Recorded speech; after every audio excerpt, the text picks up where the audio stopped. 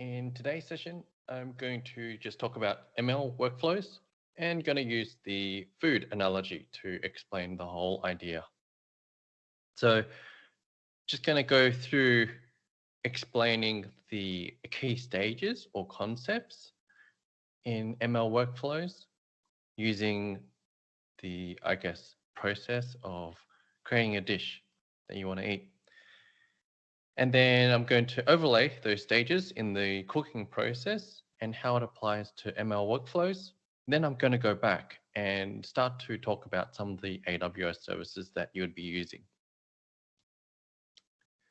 All right. So when you're cooking a dish, if you're thinking about the whole process of raw ingredients to a dish on your table, you start with the raw ingredients. You grow your vegetables, fruit and vegetables from seeds. Then you got to harvest your fruit and vegetables when they're ripe. You harvest them and they're your ingredients. Then those ingredients, those raw fruit and veggies are normally stored somewhere like in a warehouse, or you can think about a retail store, Woolies, or your veggie market. And then the cook has to work out, okay, I've got these ingredients available to me, but what dish do I really want to make? So I need to go through the recipe book, work out which dish that you want to make, what ingredients does it need. Then once you've gone to your market, you've grabbed all your ingredients, now it's just a process of cleaning it, getting rid of any contaminants, any dirt and whatnot. Then you need to prepare your ingredients, right? So it could be quite simply just chopping up your vegetables nicely.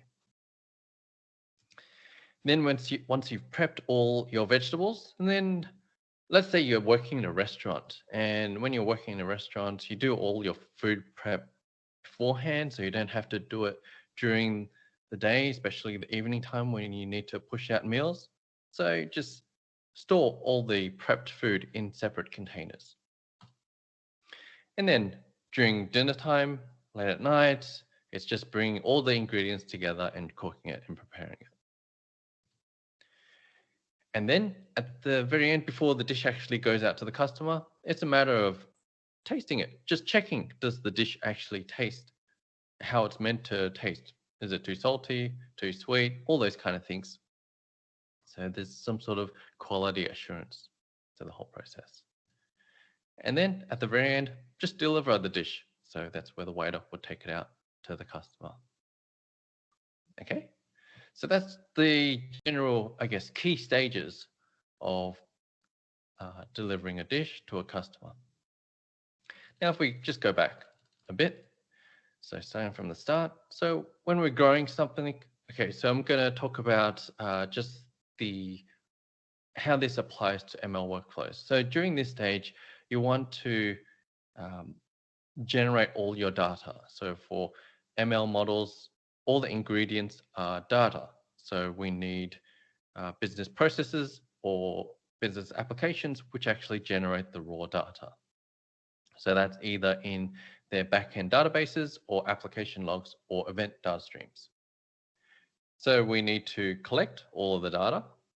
So the data is being generated by these applications. And as I said, these come in forms of application logs, backend databases, or event data streams. So we need to build out systems to capture all of those data. Then we need to store it or stage it, right? So you've got different application systems. You've got Policy Center, Billing Center, Connect. They're all hosted differently. They could be hosted on servers. They could be hosted in the cloud. So we need a way to collect all of those different data sets and then ship them more centrally. So if you think how we've set up our environment, we've kind of centralized a lot of our data in either S3 or Redshift. Then working out what type of algorithm we're going to be using. So it's determining what the, situation or problem that we're trying to solve for, and then what information do we have access to, and then determining what algorithm is best suited for that. Then once we've got all of these We've got all of our ingredients available, all our raw data available. We've got our algorithm determined. Then we need to go and grab the raw data and then start to clean the data. So address any missing values, outliers, data formats, those kind of things.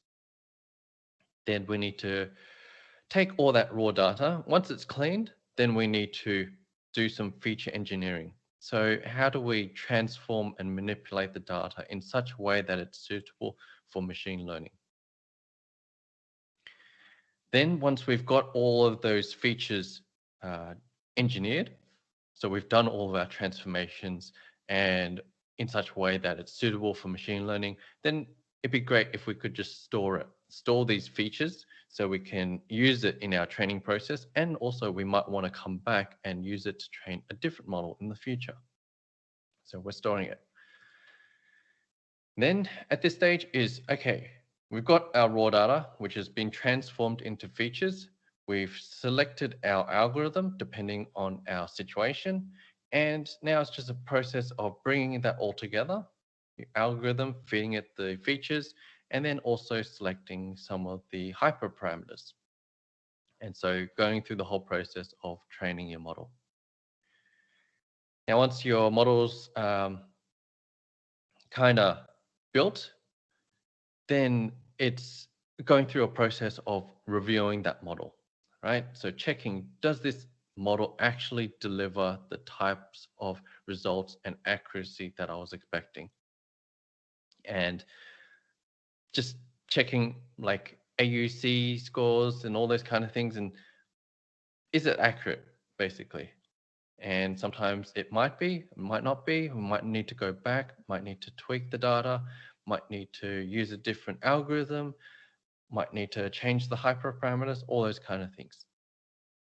Now, once we've got something suitable and ready, then we can start to, I guess, deliver the model and make it ready for consumption so it can start to make predictions or inferences. Okay, so that's how it kind of overlays in a ML workflow. Now, let's just go back a bit again. This bit, not going to talk too much, but again, it's more system specific. There's really no specific AWS service that generates data because it's really dependent on the source application. Then we've got methods of collecting the application data. So we've got a few different methods that we could be using. We could be using Kinesis to push data into data streams. We could be using custom applications built on source application systems. We could also be using things like database replication. So we could replicate the backend databases of some of these systems and bring them in.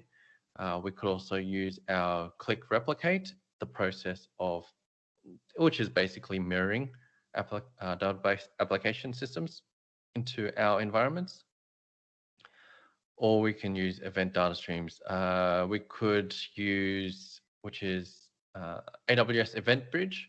If we had some third-party vendors and they had native integration to AWS Event Bridge, then we could bring those event data streams in also. Then for storage, what's the storage? Okay, so as I mentioned, we're getting all the raw data in and we need to store it or stage the data somewhere or archive it. So our places are S3 and Redshift are the most common places. Then choosing the algorithm. So this is where we start to look at SageMaker. SageMaker has a number of built-in algorithms. I believe it does support other custom algorithms, but yeah, just working within the SageMaker environment. Then cleaning the data. So cleaning the data is handled by a component of SageMaker. So it's known as Data Wrangler. So Data Wrangler does handle the cleaning of the data and also handles the preparing of data into features. So Data Wrangler is kind of like an ETL tool where it helps you transform it. There's a GUI, a user interface to this tool, and It's really geared to feature engineering and machine learning models, but it can be used for just general data transformation also. Then we've got storage. So storage of our features. So storage of our features comes in the form of SageMaker Feature Store. Now there are details in terms of how it actually stores data. It stores it in two forms, online and offline feature storage. So offline is stored in S3, so for longer term data storage. And then online storage is when you want to store features for real-time usage, then it actually has a DynamoDB in the backend to handle all that. Then training. Okay, so model training is when you bring all your features and you've chosen your SageMaker algorithm, you want to bring it all together, you've got your hyperparameters, and then you want to start the training job. So this is all handled by SageMaker training jobs. And that's where you define your compute resources or your compute requirements. It'll spin up that cluster for you. And then you just send in all your features and you select your algorithm and your hyperparameters, and then it'll just go away, run that job for you, and train your model. At the end of the training process, you'll end up with a model. And all of this is, you can submit this to the model registry, SageMaker model registry. So the SageMaker model registry is just a place where you can store all the results from the model training process. So out of the model training process, you would have this tar.gz file. So it's kind of like a little executable file. If you think about it as a little application that is going to give you predictions for your scenario, we're storing these versions of these models in the model registry. And alongside the, model versions, we're also storing information, metadata about what was used to construct this model version. So things like what data, what input features did we use? What algorithm did we use? What hyperparameters did we actually use? All those kind of things, those metadata are actually stored alongside the model version. So it just helps us go back in time and work out what did we do to create a specific version. And again, like seen here, the model registry also manages the whole process of approval. So you can approve and reject different versions of a model version. So you can submit a model to the model registry, but then you could have someone else double check and review the accuracy of the model itself, and then approve or reject it. And so that's when you get to the delivery. So delivery is where you could probably go through your model registry, look at, say, for example, the latest